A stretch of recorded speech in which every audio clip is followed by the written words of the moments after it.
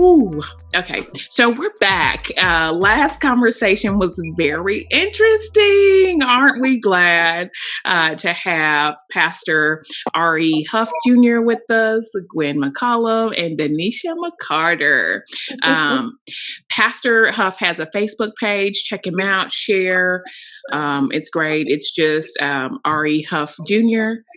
Ministry. It's R.E. Huff Ministries. Yeah. REH Ministries. REH Ministries. Yeah. Great page. You got some great content. Gwen has a Facebook page. What did you say the name of it is? My Ramblings. It's Gwendolyn Irene Ryder. Yeah, she has a great Facebook page, Dating After Divorce. It's a private group. So if you're a Christian woman, message me. I can get you on there. Yeah. And then Denisha is just our everyday conversation starter, and she's a songbird, and she does so many amazing things. You know, I'll stop singing your praises, but we're so glad to have you guys on here. And I just want to jump back into the conversation because it was so interesting to me. As I mentioned to you before, as a person that's been married for 17 years, I deemed myself as a thought leader in what singles should think, how they should live, all kinds of things that I was not qualified to comment on, speak my opinion on, because I don't know what it looks like to be single. I've been married for a long time.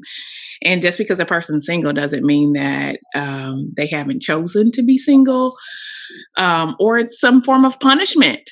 Yes,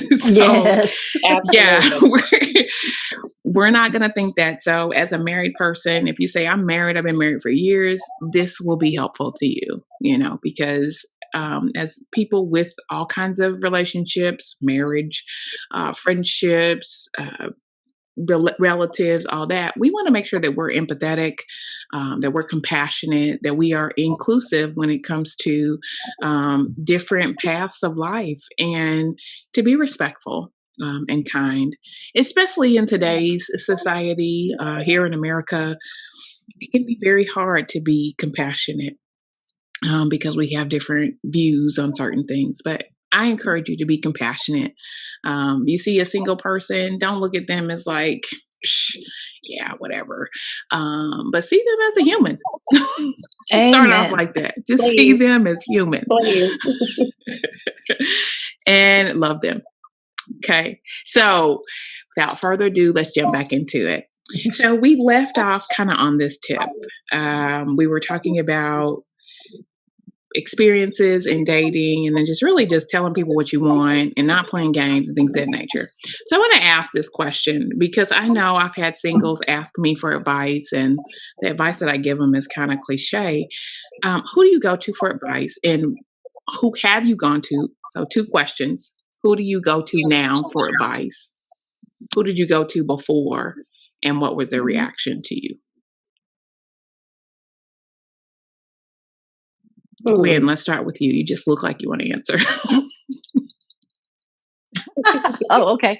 I would say that now I've been single for 11 years. And so during that time, I have built a tribe of women that I go to when I have questions for being single, questions about dating, questions about being a single mom. And I have these ladies that I've prayed for them, and they have come into my life. One of them was married, and her husband died, and she was single for 17 years before she married again. And she is one that I went to frequently with some questions on being a single mom and dating and just life in general as a single woman. And I still will message her every now and then and send her a question, keep in touch with her. And I think it's important as a single person that you find someone who you can talk to and relate to your situation and who understands.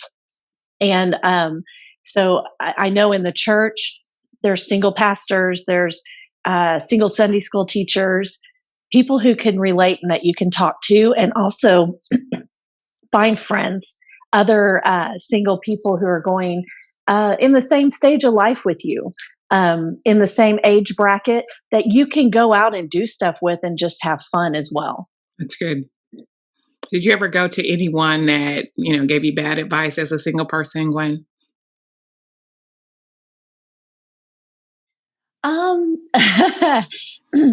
I, I usually it was married people, not to slam married people at all. I was married for 15 years, but there is that.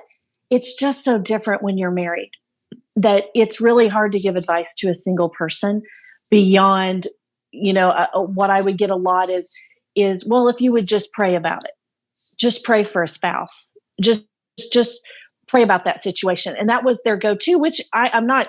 I love praying. Prayer is powerful, but there is the natural aspect of it as well, and you just need people in your life. And when you go to someone and they just say pray, well, I need a little bit more through this situation or through this time. And I don't think they mean to. I think it's really that they just don't have an answer and they don't understand what it's like to be in your 40s, single again, raising children, trying to date, trying to go to school, trying to work, pay the bills, take care of your car, all these things that you did not have to do alone when you were married. Yeah. Pastor Huff? I have a mentor that I can pretty much talk to him about pretty much anything.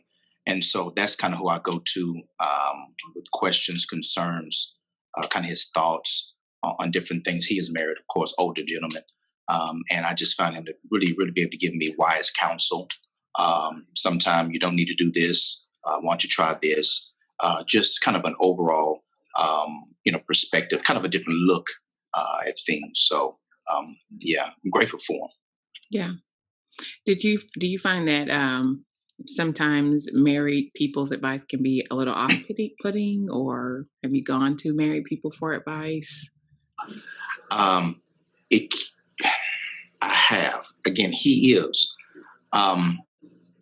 But again, I've known him for a very long time. Now, I think some married couples definitely speak from their position rather than remembering when they were not, or trying to look outside of marriage. Because as Gwen was saying, it's a different look. You have someone that you eat with every night. You have someone that you come home to every night. So our questions, being on the single side, are going to be a lot different, or our concerns are going to be a lot different. So I think for a married person to give advice, they really have to look outside the scope of being married and try to see a different perspective in it. So I have, some of it has been, kind of skewed a little bit. Some have been where you need to do this, which was not where I was at that particular moment in time, That's good. Denisha? Here we go. Okay. Can you guys hear me now? Okay. I'm finding that some of the not so good advice I have gotten has been from married people. And I think it's just like Gwen and Pastor Huff said, they forget what it's like to be single. They have someone to go home to. They have someone to share the load of life, and we don't. And so I think one of the worst things you can say to a single is what you need to do. And I don't like it, because if you're telling me what I need to do, I feel like you're not understanding anything I just said to you. First of all, because you don't even stop to take a breath to put yourself in my shoes and to look at my current station of life, the things that I've been through, where I am right now, and use that also as a context of why I'm asking this question. And maybe they would be able to give you better answers. But as Pastor said, when they only come from their point of view inside their marriage and what they're experiencing, it's easier for them to just come from that because that's what they experience all the time. And I think if you're going to give a single person some advice, then you need to, first of all, try to put yourselves in their shoes, if not just for 50 seconds before you talk to them, and really try to figure out where they're coming from and their station in life and the things that they deal with and move through and push past every single day. like Gwen said, paying the bills, dating, and taking care of your car, and all those things, that someone helped us to shoulder that before. And now we're in a position where we're by ourselves, doing that. So, and it's like Gwen said also, I think as Christian singles, especially, we know to pray. We know to believe God for those things or whatever, but there is a practical, natural side to this thing that we're trying to figure out. And especially if we're coming to you about it, first of all, we trust you. So you really need to covet that place in our lives, because a lot of singles, it's hard for us to open up. But when we come to you, we trust you. And just to take a minute, take a breath, and kind of put yourself in our shoes before you spit out what you think we need to be doing. Yeah. Do you go to do you have a different group of people that you go to now for advice, Denisha? Yes, I do. One of the 5 ladies that I go to, you and Gwen are you're 2 of the 5 ladies that I talk to. And one of the ladies is married, but she is like my big sister. I've known her for about as long as I've known Gwen. So she's more of a big sister to me. So she will come from a standpoint of, I know I'm married, but tell me what's going on with you. Tell me how you're feeling. She tries to locate me and get to where I am before she'll spout out some advice. And so she's been a real good asset for me. But yeah, I've had to, kind of like Gwen said, I have a tribe of women, and you two are included in that, where I feel safe, and I can talk to you about just about anything. I'll call you up and talk to you about anything. and and it's wonderful to have that, because we singles face very unique challenges. And I think a lot of married people completely forget about that. And they just want to tell us what we need to do in a very capsulized form. And they don't come down to our level or come up to our level and try to figure out where we're coming from in the first place. I think one of the major things, a human need is to be understood to some degree. Yes. I think that a Christian need is also to be understood. I think sometimes with Christianity, we make it very black and white. Mm-hmm. Not race, but just very, you can't do this and you do this, and there's no in between. And we are trying to give formulas, right? Yeah. And like you said, capsulize it or give an antidote or pill to kind of, well, if you just take this, you'll get rid of all of these issues. And I mean, even as a married person, like, self-discovery is huge. Yeah. So of course, even as a single person, like Pastor was saying, he was like, he had to take some time to catch himself. You two have said the same thing. You have to get to know you. You have to understand you. Like, even within a marriage, you have to do those things too. So it's not just, oh, I've got this married person. I'm married and I've got this person, and now it's my fix. It's the thing that has fixed me, my brokenness, and also like I've got the answer. We are ultimate satisfaction and bliss, right? It's still a work. Yeah. It's still a work. So Definitely. My next question is, you had mentioned, Denisha, or one of you two had mentioned loneliness dictating whether or not you stay in a relationship. Mm-hmm. Talk to me a little bit about that, Denisha.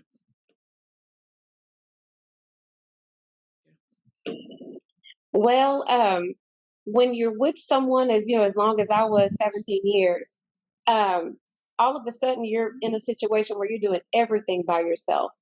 And for me personally, physical touch is my number one love language. So if you can imagine being single, at this point, about 4.5 years, and not experiencing that, not having that, it's really, really tough. And so when you're hungry for that, in a sense, you could meet someone and they're meeting that need, of companionship or whatever, in a way where you're just like, oh my goodness, like this is just what I needed. This is like fulfilling areas that I hadn't been able to, get fulfilled in a while. And then, the Lord will come along and say, hey, this really isn't for you. I know this feels great. And I understand, like, baby girl, I understand, but you're going to have to let him go. But that, whatever that need that's getting filled by that, and I think also the fear of being alone, the fear of not having this opportunity to have someone else in your life again. Like, this is it. This is the end all to be all. He's great. Everything seems to be going good. And God, I can't give him up. Like, I can't do that because I don't want to die alone. I don't want to be, by myself. I'm by myself now. And now I can go out on dates. We can do this. He calls me. He sends me texts throughout the day. He checks on me, all this other stuff. And I think it has more to do with that fear of being alone and not ever having someone again, that will make us stay in situations that in the long term are not good for us. And so we can just sit and be I cannot tell you how many women have talked to me about different situations where they were lonely and got into relationships with men. And now they look back on it, they were like, what the heck was I thinking? They wasn't. It's like all their cognitive ability got shut down because whatever needs they hadn't been met in so long, they finally started getting those needs met. And they like the feeling of getting those needs met more than being able to be healthier in themselves and letting that go, because that's not the right thing for them. So I think it's rooted in a lot of fear where women and men too don't want to be alone. I can say with men, it's harder for them. I took this class in college. It was geriatrics, and a lot of children of older parents that die, but like the wife will die and the man will still be alive. He'll get married within 6 to 9 months of her passing, and the children think he's trying to replace mom, and he's not. Men just do not function very well alone a lot of times, especially when they're older like that. So just a lot of that, being alone, and companionship, it's like one of the number one needs of just being a human, having someone there, having someone to share life with. And so that's what I think. It's just a fear of being alone and not wanting to be by ourselves all the time. But we, like Gwen said, we got to listen to that voice on the inside. Pastor, I'm coming to you next, right? So tell me about it. Is that a need, a loneliness? Will that dictate who you stay with and who you let go? I think it does have a part to play in it. I'm a little bit different in regards of I'm an only child, so I didn't grow up with a bunch of people in the house. It was just myself, my parents, and so I function a little bit better sometimes being by myself. That being said, there are times when you want someone. And so, and I'm to that point now. But the thing is, interestingly, when I hear that sometimes you will stay for the sake of being lonely, I think for men or for me, if it's toxic or if I'm uncomfortable or if I'm not getting that vibe, here I go, that vibe again. If I'm not getting that good feeling or that inner peace, like Gwen was saying, then I think it's easier to let it go, especially if you have come from something. If it begins to look like or mirror where you've come from, I think sometimes it may be a little easier to let it go because you know where that led to. I say I'll answer it like that. I know, at least for me, sometimes there are signs and there are things that I begin to see that if I don't address or even if I've addressed it and it's still there, that mirror or look like some things that I am used to, then I think at that point, does the fact of being lonely play a part? I think to a degree, but I think it's a lot easier to throw up the deuces and walk away, Do you feel like men have an easier time to let go than women? I think so. Yeah, I do. I think the whole attachment for men, I think that may be another reason why sometimes men won't say we're dating or in a relationship as quick, because then that gives them that liberty to walk away a lot quicker, a lot easier. Ooh.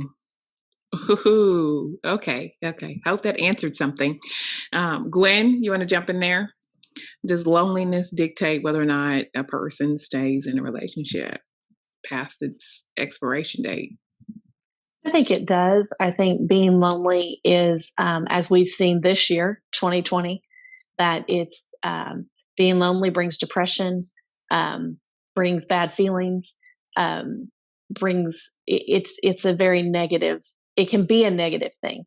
However, I have taken the stance when I talk to women: until you learn to be alone, you might not want to date, because when you can learn to be alone, then you will make better decisions when you're dating, because you're not afraid of it anymore.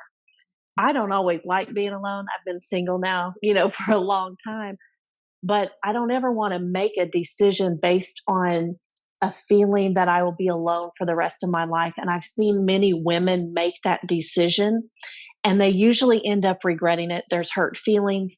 There may be another divorce if they operate in that lonely place and make lifelong decisions from a place of loneliness. So until you can learn to be content, and being content as a single does not mean that you don't want to get married. It doesn't mean you don't want another relationship.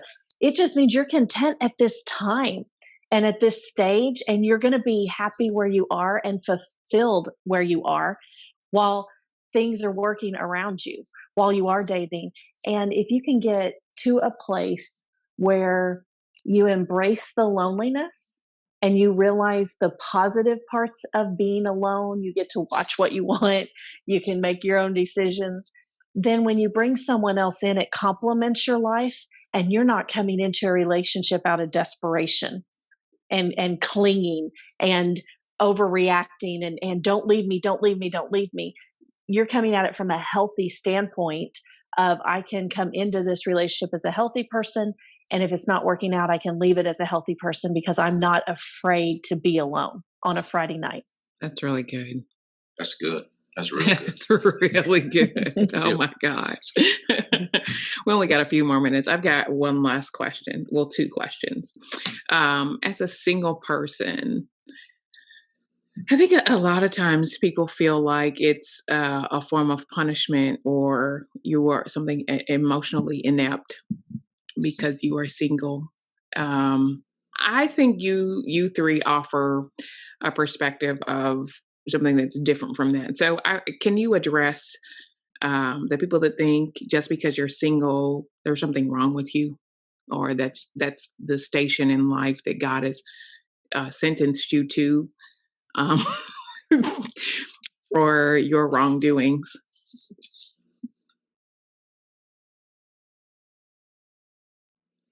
I'll jump right in on that. I think I'm going to piggyback on what Gwen said.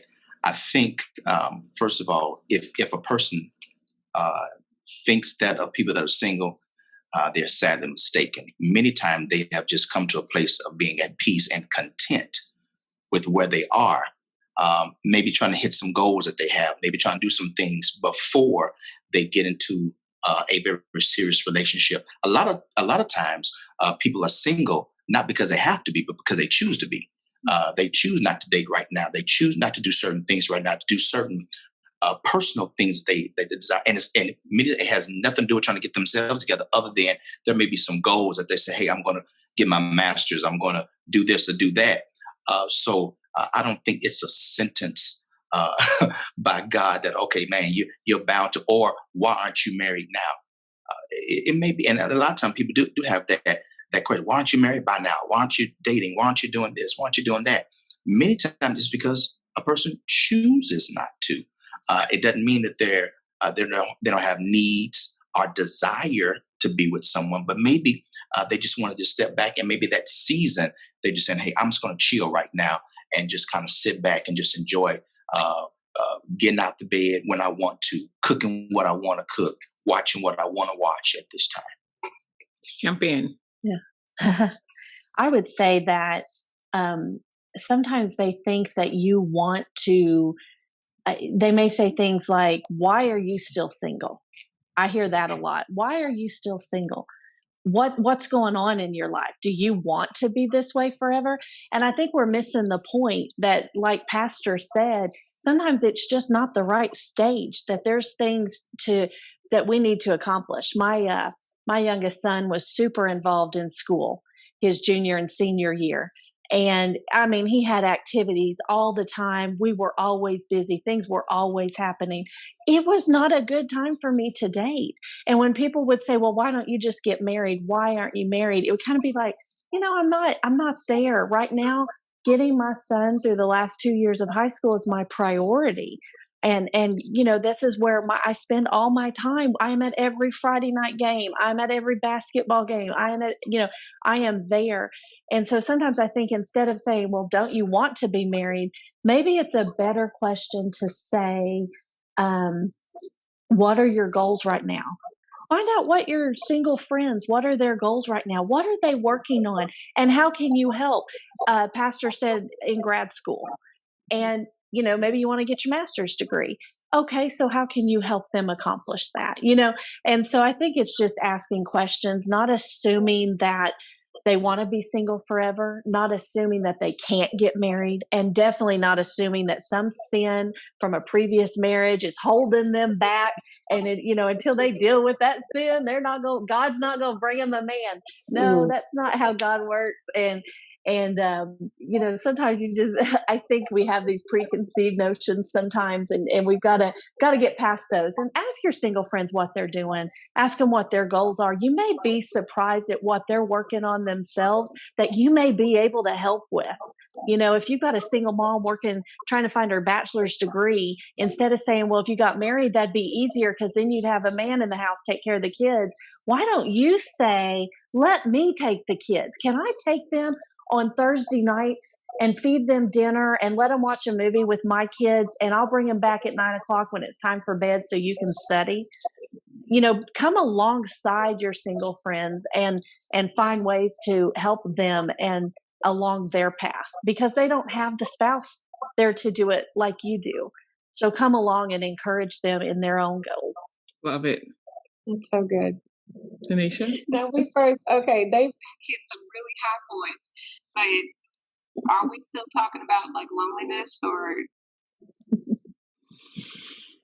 We are talking about people feeling like you're punished in your singleness. You're inept emotionally because you were single. So wanting you to address that. Okay.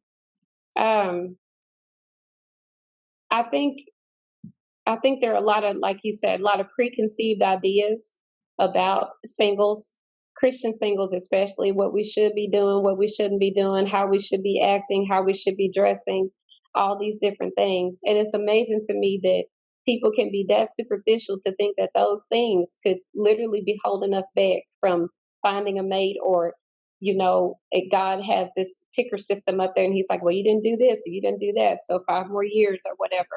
And thank God he's not doing that. My goodness, I'm so glad. I am so glad he isn't doing that. And I think too, with being emotionally inept as a single, I think that a lot of people that try to give us advice, they're the ones that are emotionally disconnected with us, because they don't try to, come to our level and see what it is we're going through, and how we're dealing with things. But yeah, being single, to me, it's been one of the greatest blessings, because I have been able to get to know Denisha, and I have found out that she is a pretty dope person. I mean, I really love myself. I do. I love myself, the good, the bad, the ugly, and the deplorable about myself. I've come to know who I am. I know what I want. I know what I don't want. I know what I just know what direction I want to go in this life. And I would not have had this knowledge or this gift without being single. So I don't look at it as a punishment, but I do say to the Lord on a daily basis, you really could have seen him yesterday, but I'm okay, Lord. We don't keep him. But I have definitely tried to utilize this time to not just let it pass, but it's what you do in the time that God gives you. And it's how you squeeze every single bit of life out of it, and the things you can learn, the things you can grow from. And I just know that I probably would not know myself as well as I know myself now. I wouldn't be as calm and as centered as I am, and I definitely my relationship with God has grown so much. I have come to know Him in so many facets, and that has been amazing to me. And just daily growing with Him. That's been a really good thing for me. So singleness is not a punishment. I can definitely tell people that it's not. And if you are feeling that way, um, I would implore you to change your perspective on that, and just really, like Gwen said, get it figured out. Some things that you want to do in this time in your life. Especially if you're free to do it, you have the energy. You have the, like free channels to do things. You're not really tied down to a relationship, kids, or anything like that. Singleness is not a punishment, especially when you have God in your life and when you have Him to rely on. There are just certain ways and perspectives that He can give you that can help you every single day. That's good. I'm going to conclude on this one. One of the biggest things, I guess, as just being around and hearing people preach about singleness, not that sex is. Here we go. Not that sex is not an issue, but a lot of times I know the perception is that that's all single people think about, is like, that's why they want to get married, is for sex. Smooth child. Or that's why they don't want to get married, because they can have sex with multiple people. So you went there. I did. I know, and that's good. Not embarrassed. Let's just talk about it. Like, just in the next few minutes, let's just give me some perspective. Help me if I think, I've got a single friend, and if my thinking is, I wonder how she's dealing when not having sex on a regular basis, or she's sleeping went down. Like, what does that? Talk to me about that. Not necessarily. I don't necessarily want you to give me line upon line, precept upon precept. I want experience. Okay. Well, I can definitely say that it's really sad to me that as the body of Christ, a church body, that a single person does not have a safe place within the church to express themselves and talk about this without feeling shunned, without feeling like you shouldn't be having those thoughts in the first place. You shouldn't be having those feelings or whatever. And I have told many people on many occasions, nothing stopped working because I got divorced. Nothing on this body stopped working. So, and God, He gave us that as a gift to share between married couples. There's nothing wrong. It came from Him. Every good gift comes from Him. Sex is a good thing, and it's a good thing in the confines of marriage. That's how He wants us to experience it. And I think the church has done singles a huge disservice, because there's nowhere for them to express that in a safe way, where they can feel like they're not being judged for having those feelings in the first place.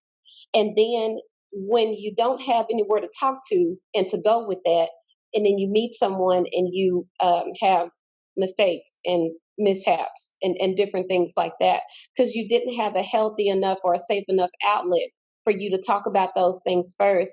So someone else probably could have given you a better perspective on it, and could have given you a better roadmap to help with those things. So your support system kind of failed. Yeah. Okay. And instead of you coming back to them, oh girl, I went out on that date and things just went a little too far, and I was just, this and that, when you knew you was having those feelings, you knew that stuff was happening, but there's no safe place for us to really talk, except like Gwen and us, our tribes, the women and the men that we surround ourselves with and that we feel safe and comfortable to talk about. But I just hate that sex and being single is it's taboo, and it shouldn't be. We should be able to talk about that and communicate about that and communicate all of our issues with it and be safe enough to where we can have some good conversations and get some perspectives changed and really help some people so they can triumph in this area and be happier as singles. I think that's why a lot of people are frustrated as singles, especially Christian singles, because you ain't supposed to do it. But if you slip up and do it, then you're feeling even more judged, and you have nowhere to go with it. So that's been one of my issues. It's just not. I've seen people that don't have a safe enough place to talk about it, and I'm fortunate that I do. Pastor, you want to jump in there? Just jump, just jump. just right off the diving board. I just go right into the deep end. Just jump right in. Yeah, definitely. I think that many times we have done a very grave disservice, not just to singles, but to married couples too. Quiet as it's kept. And many times that's why, unfortunately, in Christendom, you have that divorce rate, because some of these quote unquote taboo subjects are not addressed. There's no safe place. It's always with the tone of judgment. And I think that's important. I think it's important to have someone that you can talk to about that. What are you feeling? I remember, I think it was Bishop Noah Jones. I was listening to him preach a sermon or something one time. He said something that was very, very interesting. He had said, there was someone came to him and said, pray that the Lord take away these feelings. And I don't want these feelings. That were no, because when that time comes that you have a husband or a wife, you're going to want all of your libido, So I think we have to be very real, very practical. I think we need to just talk about it. It's not taboo. It's something that's real and it's very relevant. And so I think having someone that you can share with, that you can feel comfortable with talking to, is very important. I do have that, thank God. It's not many. I'm talking about one or two, unfortunately, but I do have that. And I think that has really helped me to be able to say, hey, this is where I'm at, this is what's going on, and not feel judged in talking to them. Yeah, I think accountability is huge, especially like you said, it needs to be talked about, not just in singleness, but also in the marriage realm, because people are having challenges, people are having issues, and because they're looking for other means. And if we can't be a community, if we can't be a support system, if we can't offer people love without judgment, not saying that you don't understand right from wrong or so forth and so on, that's not a time to beat somebody over the head, because they're already feeling bad about what's happened. They're already feeling, oh my gosh, I just messed up royally. I was doing good, and they already feel judged. So it's not for me to come in and just help you beat your brains in a little bit more. Let me take the mallet away from you, and then let me help you heal so that you don't keep beating yourself up like that, so we can move forward. Right. Sorry, Gwen, I just had to jump in there. No, you're good. That was good. I would say that from the perspective of being single again, you had that sexual relationship. You had it in your home, whether it was good or bad, you still had it, and there was still that connection. And you're going to have those feelings afterwards. I mean, they do not die and go away. And like Pastor said, you don't want them to. You want that when the time comes. And I think by trying to say, oh, you shouldn't feel that way, you shouldn't feel that way, you're doing a disservice to singles. You're going to feel that way. You're going to miss the sexual relationship. There is no way around it. You will. And that's when you have to be honest with yourself, and you need to set boundaries before you ever go out on a date. What are you going to allow? What are you not going to allow? And if you can get those boundaries in place beforehand, and then as you start seeing someone, you can have that conversation. This is where my boundaries are. This is what my belief system is. It can help to be honest and forthright, right from the beginning. This is where, my boundary is. This is where my wall is at. However, on the flip side of that, slipping up, making a mistake, it is not the unpardonable sin, and we have to get that out of our relationship. it should not be for a single to come up and say, oh my goodness, I messed up Saturday night, and be like, oh my God, what? Oh, I just don't know. And you just push them away. That's not what you need. And so I believe you need that friend, those one or two or three people that you can confide in and be like, I am lonely. I am hurting. I am, I want this. I went, this guy brought me home, walked me to my door. I said goodnight. I turned around. I walked myself in. And now I wish I could have kissed him. I wish I would have done this. I'm feeling this way, and not be judged and be like, of course you feel that way. You missed that. That was a part of your life. And, God willing, Lord willing, it will be a part of your life again. And to be able to encourage them and not make them feel bad for the physical aspect of being single. Oh my gosh. That's good. I so want to keep this conversation going with you all night. But I know y'all have other stuff to do. And it's, yeah. So until next time, we'll see you then.